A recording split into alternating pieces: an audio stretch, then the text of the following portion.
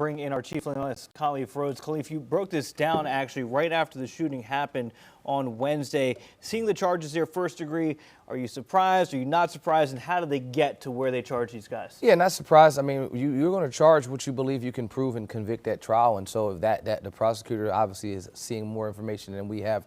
And so they're looking at the DA's, the detective's report. They're looking at a number of things. And when they charge these individuals, yeah, they're going to seek, and I should say they, as in the detectives, are going to submit this information to the magistrate. They're going to submit their information to the magistrate. The magistrate's going to either find that there's probable cause to bring a murder charge. And now once it's papered, once it leaves the magistrate's office and gets to the district attorney's office, then at that moment they will maybe adjust charges to upwards or downwards. I mean, sometimes I see cases where it's possession with intent to sell or deliver.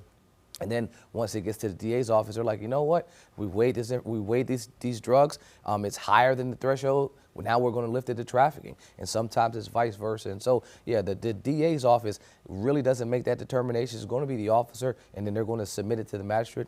They're going to have a hearing right there in the magistrate's office, and they'll make that determination then if we're going to go with a murder charge.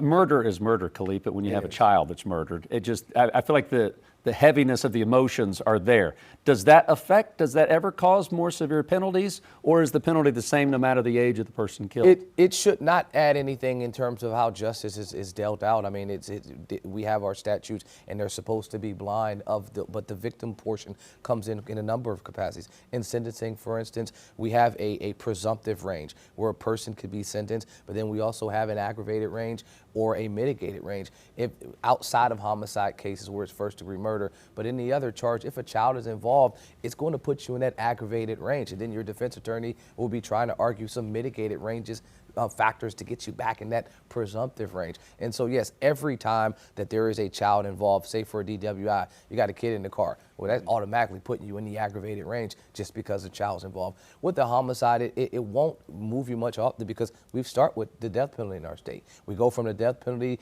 if they decide not to seek that, to life without parole. So there's not many more aggravating factors than that. You can't really go higher than life without parole.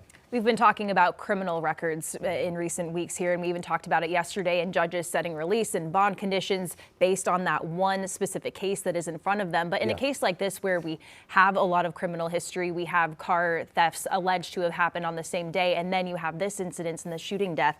Do any of those other cases weigh into a decision of what's being charged or in trial here? It does, and definitely want to be clear that the judge is looking at that one individual, but their past is considered in making that determination. 15A533 and 534 specifically, those are statutes in North Carolina that require that you look at the person's history, ties to the community, the weight of the evidence, the nature of the charge. They're looking at a number of factors. There's about 11 of them. And so yes, if you're going to look at, their history of going to court, you're going to look at their past history. You can't determine it just on this charge, but this charge will go to the weight of the evidence, the nature of the charge. So when you have a charge, a crime like this, the DA's office is specifically going to say, look at this type of charge. And then they're going to say, we have this litany, a laundry list of evidence against them. And then we'll say, also, this person's past shows that they won't come to court. Now, when you list a number of these charges, while they do involve guns, most of those were misdemeanors. Possession of marijuana, concealed carry, unless it's your second offense, that's a misdemeanor charge anyway. So